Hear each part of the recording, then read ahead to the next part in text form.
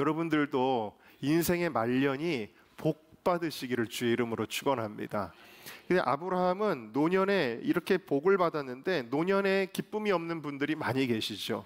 노년에 낙이 없는 분들이 많이 계십니다. 그런데 그런 분들의 제가 공통적인 특징 하나를 발견한 게 있어요. 그게 뭔지 아세요? 노년에 기쁨이 없는 분들은 대개가 다 자녀들이 믿음 안에 살지 않는 경우들이에요. 자녀들이 믿음 안에 살지 않으면 노년에 낙이 없는 것을 제가 항상 보게 되었습니다. 아브라함은 인생에 고생이 참 많았죠. 그러나 이제는 말년에 영적으로는 믿음의 조상이 되었고 또 육적으로는 많은 부와 명예를 누리게 되었고 무엇보다도 그 아들 이삭이 믿음으로 잘 자란 거예요. 그래서 이제는 믿음으로 잘 자란 그 아들에게 축복의 배우자가 연결되는 그런 내용들입니다. 그래서 이 아브라함을 보면은 참 축복받은 말년이다 라는 것을 알 수 있는데 이것도 말씀의 성취예요. 왜냐하면 창세기 15장 15절에 보면은 너는 장수하다가 평안히 조상에게로 돌아가 장사될 것이다 그랬거든요. 그러니까 아브라함의 일생에 하나님이 주시는 시험들이 있었기 때문에 때로는 굉장히 마음이 어려운 때들도 물론 있었지만 아브라함의 말년은 어땠냐면 평안했다는 거예요. 축복이 넘쳤다. 그리고 죽을 때도 평안히 죽었다라는 거예요. 여러분 이런 삶을 사모하시기를 주의 이름으로 축원합니다.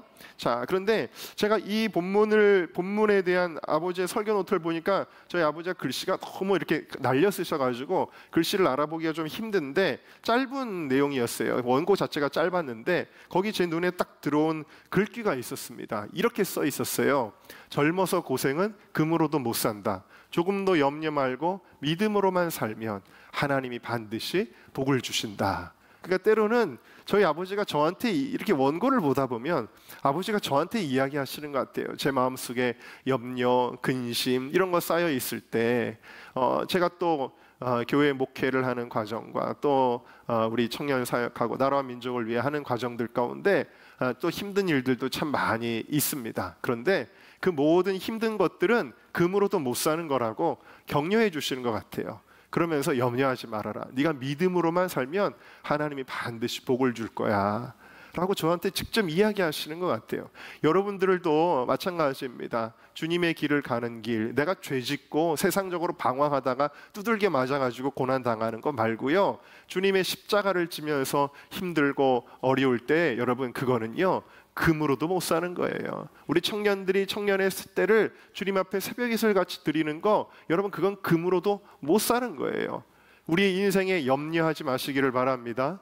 근심하지 마시기를 바랍니다. 믿음으로만 살면 여러분 아브라함과 같이 노년에 정말 평안하고 복받는 삶이 되어질 줄로 믿습니다. 자, 그래서 우리가 이 복받는 삶을 물려줘야 되지 않겠어요? 그래서 우리가 지난주에 복받는 삶을 어떻게 물려줬는지 두 가지 물고기 잡는 방법이었죠. 두 가지를 나눴는데 첫 번째 같이 읽어보겠습니다. 시작. 순종의 삶을 물려주었습니다. 그러니까 대개 여러분 순종 잘 못하는 사람들은요 부모가 순종 잘 못하는 사람들일 가능성이 되게 높아요. 순종하면 그 부모님도 순종하는 사람들일 가능성이 높습니다.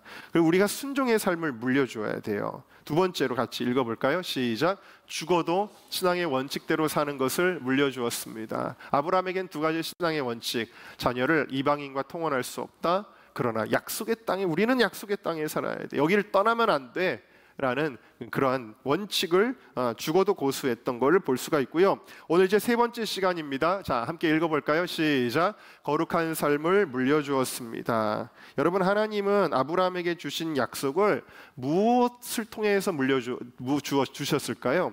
하나님이 이 약속의 축복을 어떤 통로를 통해 주시는지 아십니까? 그게 바로 거룩이라는 거예요. 그러니까 축복의 통로는 항상 거룩이라는 파이프로 오게 되어집니다. 거룩이라는 말은 히브리어로 코데시라고 해요. 코데시라는 말은 분리하다라는 뜻을 가지고 있어요. 그래서 이 하나님께서 아브라함을 처음에 부르실 때 본토, 친척, 아비집을 어떻게 하라고요? 떠나라 그랬죠. 이게 뭐예요? 분리라는 거예요. 왜? 거기는 우상이 가득한 곳이었기 때문에 거기를 떠나라 그렇게 말씀하신 거예요. 죄악에서 우리가 분리되는 것이 거룩이라는 것을 우리가 알 수가 있습니다. 오늘 이삭의 배우자는 어떤 사람이어야 하는가의 원칙도 뭐예요? 바로 거룩이에요. 가나안 여자는 안 돼. 왜 안 돼요? 그 안 되는 이유가 출애굽기 34장 16절에 나오죠. 읽어보겠습니다. 시작. 또 내가 그들의 딸들을 내 아들들의 아내로 삼음으로 그들의 신들을 음란하게 섬기며 내 아들에게 그들의 신들을 음란하게 섬기게 할까 함이니라. 에이, 뭐 아내가 그래도 내가 믿음 잘 지키면 되잖아요. 여러분, 부부 사이에는 그런 거 없어요. 부부 사이에는 막대한 영향을 주게 되어져 있어요. 여러분, 깨끗한 물과 더러운 물을 섞어 놓으면은요 다 같이 더러워지게 돼 있어요. 그렇기 때문에 결혼이라는 게 너무 중요한 거예요. 어떤 사람을 만나냐 그 사람이 나한테 영향을 절대적으로 주기 때문에 이 음란하게 우상을 섬기는 이 가나안의 여자들과 절대 결혼하면 안 된다라고 이야기하는 것이고, 오늘날에도 하나님께서는 우리에게 불신자 결혼을 금지시키는 것입니다. 코데시, 분리해야 된다라는 것이죠. 아브라함은 그래서 이 거룩한 삶을 살았습니다. 성적 일탈을 저지른 적이 없죠. 아브라함은 또 술 취함과 방탕에 젖은 적도 없습니다. 우상 숭배에 빠진 적도 없습니다. 아브라함은 거룩하였어요. 그래서 이삭도 성적 일탈에 빠진 적이 없고 우상 숭배에 빠진 적이 없고 술 취함과 방탕에 빠진 적이 없어요. 이삭이 그렇게 산 것은 아버지 때문이에요. 아버지가 그렇게 살았으니까 아들도 그렇게 살게 된 것이고요. 나중에 이 이삭은 그 자녀에게도 똑같은 원칙을 그 아들에게도 요구합니다. 창세기 28장 1절에서 2절을 보면요, 이삭이 나중에 아들인 야곱을 불러서 축복하고 뭐라고 당부를 해요? 너는 가나안 사람의 딸들 중에서 아내를 맞이하지 말아라. 그렇게 이야기를 하는 거예요. 이건 뭐예요? 아버지에게 배운 그 아들의 배우자 원칙이 똑같이 적용되는 것을 볼 수가 있습니다. 그러니까 여러분, 거룩이 물려지는 것을 봅니다. 여러분, 거룩이 왜 중요하다 그랬죠? 거룩은 복의 통로이기 때문이에요. 아무리 내가 복 달라 그래도 이 통로가 없으면 올 수가 없는 것입니다. 그래서 여러분, 오늘 우리가 주일 안식일을 지키고 있는데, 안식일의 개념이 뭐냐면 구별된 날이라는 거거든요. 거룩하게 구별하였다. 창세기 2장 3절에 보니까 그날을 복되게 하사 거룩하게 하셨으니, 그래서 여러분, 하나님이 이 날을 통하여 여러분들을 복 주시는 줄로 믿습니다. 안식일은 어떤 날이냐면 여러분들이 복 받는 날이라는 거예요. 함께 따라합시다. 안식일은 우리가 복을 받는 날입니다. 복을 받는 날이에요. 복을 주시기 위해서 구별하셨다. 근데 안식일을 안 지키면 어떻게 되는 거예요? 안식일을 안 지키면 그날의 복을 못 받는 거예요. 그 파이프를 발로 걷어차는 거예요, 그거는. 그래서 우리가 이 안식일이 얼마나 소중한지를 알아야 되는 것입니다. 디모데후서 2장에 보면은 그릇의 비유가 있는데, 아무리 대단한 그릇이라 그래도 어떨 때만 거기에 축복을 담을 수 있다? 깨끗할 때만. 그러니까 거룩이라는 것은 하나님의 축복을 받는 가장 유일한 통로라는 사실입니다. 제가 며칠 전에 저희 어머니한테 들은 얘기가 있는데요. 이제 목사님들은 항상 거룩한 삶을 살잖아요. 살아야 되고, 또 그게 의식이 되다 보니까 더 강요된 은총 가운데 거룩한 삶을 살지 않습니까? 그런데 이 목사님들이 예를 들어서 무슨 연수를 가거나 할 때, 해외로 가실 때 갑자기 이 봉인이 너무 답답했는지 이 봉인이 확 해제되는 경우들이, 다른 모든 분들이 그렇다는 게 아니라 어떤 일부의 목사님들이 그런 경우가 있습니다. 그래가지고 막 여행을 가면 이제 평신도들도 안 보이고 막, 그러니까 물론 하나님은 보고 계시지만 하나님 보고 계신 거는 잠깐 까먹고 막, 그래가지고 막 좀 세속적인 막 언어도 막 나오시는 분들, 다 그렇다는 게 아니라 일부의 그런 분들이 계세요. 막 세속적인 막 언어가 나오는 분들도 있고 그렇습니다. 그러다가 항상 거룩하게 구별된 삶을 살다가 핑계가 잘 됐다. 여기는 가나안에서 예수님이 포도주를 만드신 곳이야. 야, 여기서 그 포도주 한번 우리도 맛봅시다. 그러면서 막 거기 관광지에서 치면은 막 그거 마셔보고, 또 뭐 어디 가는데 뭐 그런 유명하다. 그럼 또 뭐 독일 같은 데 가면요. 그러면은 제가 아무튼 간에 뭐 거기 독일 가면 여기 특산물인데 우리가 술을 먹자는 건 아니고 여기 특산물이 어떤지 우리가 한번 체험을 해봅시다. 뭐 이런 식으로 하시는 분들이 일부 계실 때가 있습니다. 그런데 저희 아버지가 목사님들하고 같이 이렇게 뭐 감리사 때나 뭐 이렇게 다니시다가 목사님들이 그렇게 하는 거를 보면은 숙소에 돌아와 가지고 그걸 너무 마음이 속상해서 저희 아버지가 눈물을 글썽이셨대요. 목사님들이 이러시면 안 되는데, 목사님들이 저러면 안 되는데, 아무리 잠깐 한 번이라고 해도 저러면 안 되는데 하면서 너희 아버지는 숙소에 돌아와가지고 그것 때문에 눈물을 글썽이셨다. 저희 어머니가 저한테 그러시더라고요. 자, 어쨌든 그 짧은 해외 여행 속에서도, 교인들이 안 보는 데서도, 우리 아버지는 여러분 요 찐이란 말을 잘 모르시죠? 어르신들은 요즘 아이들이 말하는 진짜라는 뜻이에요. 찐 목사님이셨구나. 제가 그거를 배우는 거예요. 그래, 우리 아버지는 그 해외여행 속에서도 찐 목사님이셨구나. 그거를 제가 보면, 사실 여러분, 저희 아버지가 만약에 위선적인 분이었다면, 교회에서만 그럴듯하게 설교하고 집에 가가지고는 막 다른 모습이었다면 제가 목회자가 되고 싶은 마음이 있었겠어요? 아들 셋이 다 목회자가 됐겠습니까? 우리 아버지는 진짜 목사님이야, 다른 목사님들하고는 달라, 이게 있었으니까 제가 목회자가 되지 않았겠어요? 자, 그런데 제가 너무 감사한 일이 있었습니다. 물론 제가 그렇다고 해서 저희 아버지의 발 뒤꿈치도 저는 이제 못 따라가는 사람입니다만, 어느 날 제가 네이버에서 제 이름을, 여러분들도 네이버에서 자기 이름 이렇게 검색해 보신 적 있으시죠? 네, 제가 제 이름을 검색하는데 저는 또 특이한 이제 목사다 보니까 최상일 목사로 검색을 합니다. 그러면 이제 많은 자료들이 뜨잖아요. 또 재밌는 거는요, 여러분, 최상일 목사라는 분들이 계세요, 실제로.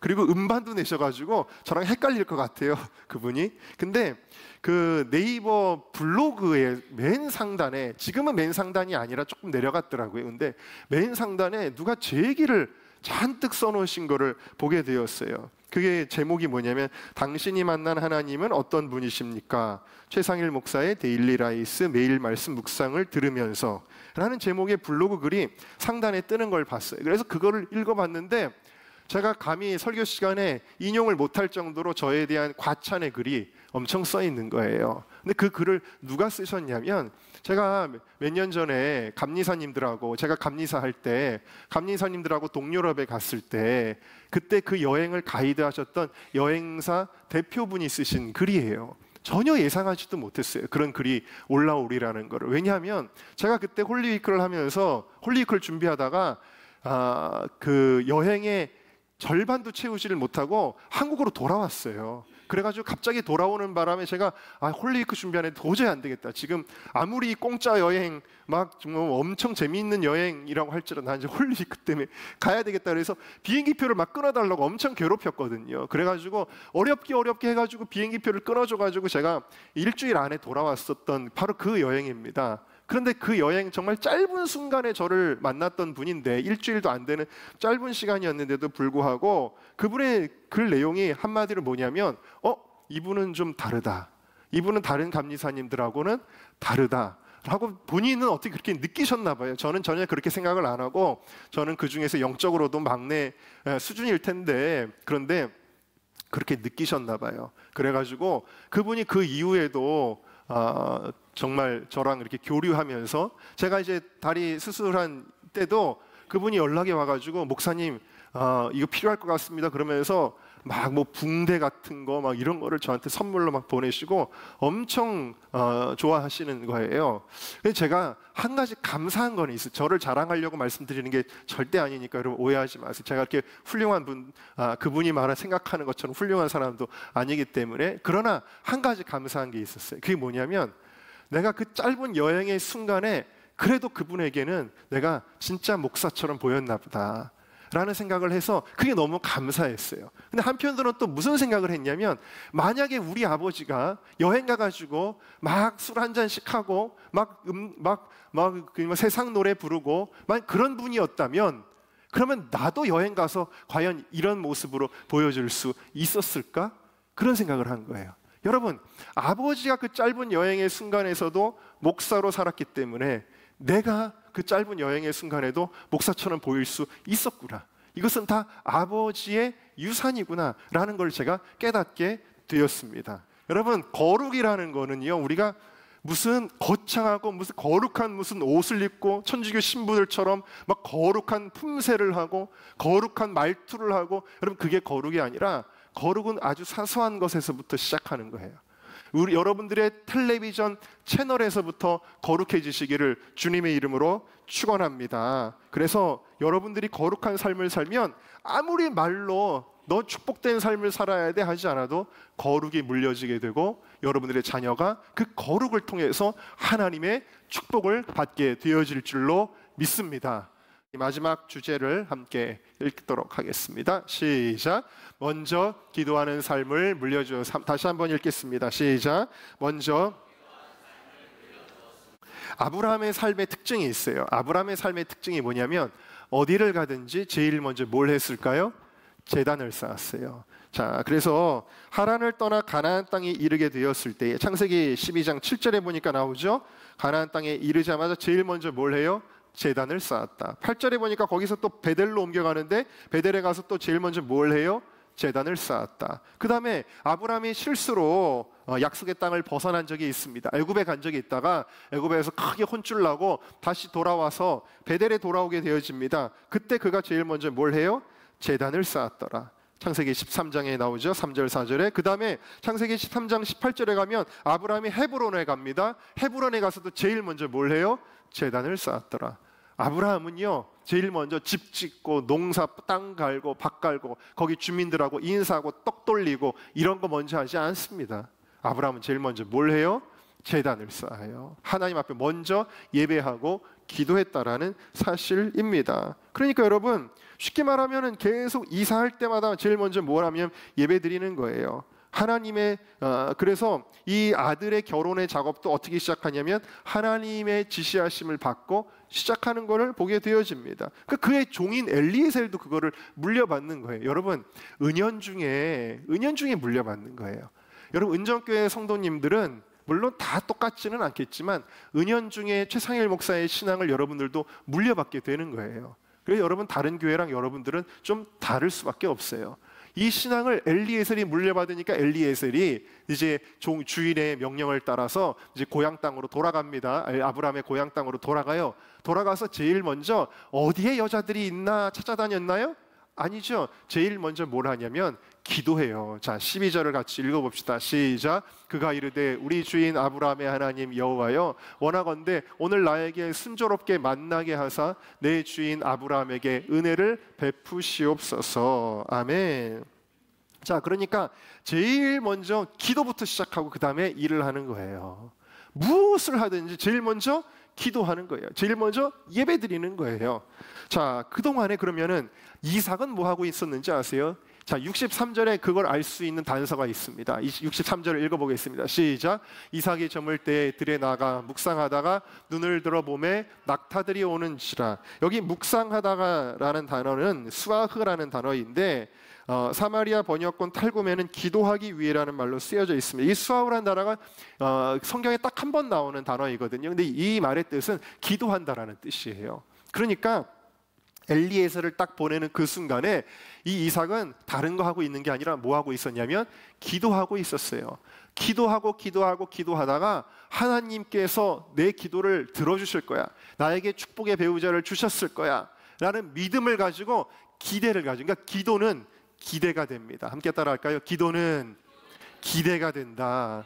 기도하다가 믿음이 생기니까 하나님 나의 기도를 어떻게 들어주셨을까? 기대가 되니까 눈을 딱 뜬 거예요. 도대체 누가 올까? 어떤 여자가 올까? 딱 하는데 엘리에셀이 낙타들과 그리고 거기에는 누가 있었어요? 리브가가 있었죠. 리브가를 데리고 돌아오는 장면이 여기 63절에 나오게 되어지죠. 그러니까 뭐예요? 내가 막 뭔가를 하다가 안 되니까 기도하는 거예요? 그런 게 아니에요, 여러분. 항상 기도는 제일 먼저 하는 거예요. 그렇게 제일 먼저 하면은 주님이 일하시는 줄로 믿습니다. 내가 일하다가 안 되면 기도하는 게 아니라 주님께 기도를 먼저 하면은 주님이 일하시니까 어떤 게 생겨요? 마음속에 기대가 생기는 거예요. 여러분들이 하루의 시작을 할 때 우리 이제 새벽 기도, 아침 기도 지킴이 할 텐데 여러분들이 하루의 시작을, 일주일의 시작을 기도로 시작할 때 어떤 일이 일어나요? 주님이 일하시는 거예요. 그러면 그 다음에 어떤 게 생겨요? 와, 오늘은 주님이 어떻게 일하실까? 뭐가 돼요? 기대가 되는 줄로 믿습니다. 다시 한번 따라합시다. 기도하면 기대가 됩니다. 제가 요즘에 이제 큐티 하면서 여러분들도 큐티 잘 하고 계시죠? 큐티 하는데 보니까 참 모세가 힘들었겠다. 모세가 여러분 얼마나 고마운 존재예요. 이스라엘 백성들을 애굽에서 나오게 해가지고 가나안 땅으로 인도하는 역할을 하는 정말 고마운 사람인데, 이 모세를 얼마나 이 이스라엘 백성들이 못 살게 구는지, 반역을 일삼는지, 얼마나 이 이스라엘 백성들이 잘난 척을 하는지 몰라요. 그래가지고 수시로 모세에게 반역을 일으키고 수시로 모세에게 막 그 말로 돌을 던지고 막 그러는 거예요. 그러니까 모세가 너무너무 힘들잖아요. 도저히 그 백성을 끌고 갈 수가 없습니다. 근데 제가 느낀 게 뭐냐면, 모세의 힘으로는 이스라엘 백성들을 절대 끌고 갈 수가 없다. 근데 하나님이 순간순간 개입하시니까, 하나님이 순간순간 일하시니까 이 모세가 이스라엘 백성을 끌고 가게 되는구나. 그걸 제가 느끼게 됐어요. 그래서 며칠 전에 보면 고라와 다단과 아비람과 온이 막 반역을 막 일으키는데 하나님이 때로는 막 불로 연병으로 막 개입을 하시고, 또 오늘 새벽 말씀은 보니까 어떤 말씀이었냐면은 아론의 지팡이에 싹이 나는 장면. 그래서 하나님께서 그 질서를 세우시는 장면이 나오죠. 근데 아무리 모세가 얘기해도 안 들었을 텐데 하나님이 개입하시니까 이스라엘 백성이 하나님을 경외하고 그 질서 가운데 또 다시 행진을 하게 되어지는 거죠. 그래서 제가 그런 생각을 많이 해서, 하나님, 저는 모세는커녕 이 이스라엘 백성들의 그 숫자와는커녕 정말 몇 명 되지 않는 작은 공동체인데도 참 제가 목회하는 게 너무 어렵습니다. 주님, 힘듭니다. 그러니까 주님, 순간순간 주님이 개입하시고 일해 주셔야 돼요. 주님이 도와주셔야 돼요. 그런 생각을 요즘에 참 많이 하게 됐어요. 그걸 깨달았어요. 내 힘으로는 되는 것은 아무것도 없구나. 그걸 깨닫습니다. 여러분, 그러니까 결국 뭘 해야 되는 거예요? 기도해야 되는 거예요. 기도하면서 오늘 하루도 기대하는 거예요. 기대하면서 이 일주일도 기대하는 거예요. 1년을 기대하고 몇 년을 기대하는 거예요. 하나님이 은정교회를 통하여 일하시기를 원합니다. 그럼 하나님의 부흥을 보게 될 것을 기대하게 되는 줄로 믿습니다. 여러분, 그래서 기도는 나중에 어려울 때 내 힘으로 하다가 안 될 때 하는 게 아니에요. 기도는 언제 하는 거예요? 먼저 하는 거예요. 먼저. 여러분들도 먼저 기도부터 하십니까? 무슨 일을 하든지 기도하세요. 저는 아주 사소한 것도 기도하고 해요. 주일날 찬송 하나, 찬양 하나 부르는 거, 설교 후에는 내가 무슨 찬양을 부를, 그것도 기도하고 결정해요. 아주 사소한 것 하나도. 그리고 뭐 이렇게 의논하다가 대화하다가도 이 목사님 이렇게 하면 어떨까요? 그럼 저는 대답을 못 해요. 기도해 봐야 되거든요. 기도하고 결정을 해야 되는 거예요. 그러니까 여러분, 제가 그런 교육도 시키지만 저는 교회 오면은요, 여러분들은 어떠세요? 막 교회 오면, 우리 청년들도 교회 오면은 막 반가운 사람들 만나면 막 수다 떨고, 막 교육자실 들어가서 전도사님한테 막 말 걸고 막 뭐 그럴 수도 있겠지만, 여러분, 교회 오면 제일 먼저 여기 올라오세요. 여기 올라오셔서 하나님 앞에 먼저 인사드리고, 물론 하나님 여기만 계시다는 건 아니지만 우리의 믿음의 표현이에요. 그게 하나님께 인사드리고 하나님께 기도하고, 그 다음에 우리 할 일을 할 수 있는 저와 여러분 모두가 되시기를 주님의 이름으로 축원합니다. 먼저 기도하고 우리의 삶이 승리하도록 하자. 내가 기도하고 시작하면 주님이 나의 삶 가운데 일하실 것이다. 내가 사업을 해도 주님이 그 사업을 하실 것이고, 내가 학업을 해도 주님이 그 학업을 하실 것이고, 내가 직장 생활해도 주님이 직장 생활을 형통하게 하실 것이다. 우리 교회에 하나님이 놀라운 시온의 대로를 열어주시고 놀라운 부흥을 허락하여 주실 것이다. 여러분, 우리 교회는 정말 의지할 게 없어요. 뭐 아파트 단지가 확 들어와서 부흥했다는 교회도 있습니다. 어디 좋은 위치가 돼가지고 부흥했다는 교회가 있고, 어떤 교회는요 또 연예인이 출석해가지고 그 연예인 때문에 부흥했다는 교회도 있는데, 여러분, 우리 교회는 그런 거 없어요. 우리 교회는 산 위에 있고 찾아오기도 힘들고, 요즘에는 여기 막 오는데 내비게이션도 뭐 길을 못 찾아가지고 이 공사장 때문에 막 빙빙빙빙 돌고 그런 교회인데, 은정교회는 기도 없으면 안 되는 교회, 기도로 부흥하는 교회. 여러분, 제 제자 중에 한 명이 있는데 굉장히 순수하고 고지식한 친구가 있어요. 근데 믿음 하나만큼은 투철해요. 믿음이 너무 투철한데 너무 수완이 없어요. 너무 수완이 없는데 이 친구가 형통해요. 유학을 가고 좋은 대학을 나오고 미국의 아주 인류 의학회사를 들어가서 거기서 승진을 하고, 도무지 이 머리도 막 착착착착 굴릴 줄도 모르고 수완도 없고 말도 좀 어버버버한데 그렇게 계속 하나님이 승진하게 하시고, 여러분 그걸 볼 때마다 쟤는 하나님의 은혜야 그러는 거예요. 쟤는 하나님의. 그래가지고 한국에 와가지고 회사를 차렸어요. 회사를 차렸는데 거기 우리 청년 한 명이 다니게 됐어요. 몇 개월 동안. 그리고 제가 물었습니다. 야, 네가 봐도 아무리 봐도 회사 잘할 것 같은 그런 성격은 아니지? 그랬더니 막 웃어요. 하나님의 은혜 없이는 이 회사가 어떻게 돌아가는 거지 도대체? 뭘로 돌아가는 거예요? 하나님의 은혜로 돌아가는 거예요. 여러분, 우리 은정교회는 그런 교회예요. 하나님의 은혜가 아니고서는 부흥할 수가 없는 교회예요. 그러니까 여러분, 우리에게는 뭐만 남은 거예요? 기도밖에는 안 남은 거예요. 할렐루야. 기도하는 저와 여러분 모두가 다 되시기를 주님의 이름으로 축원합니다.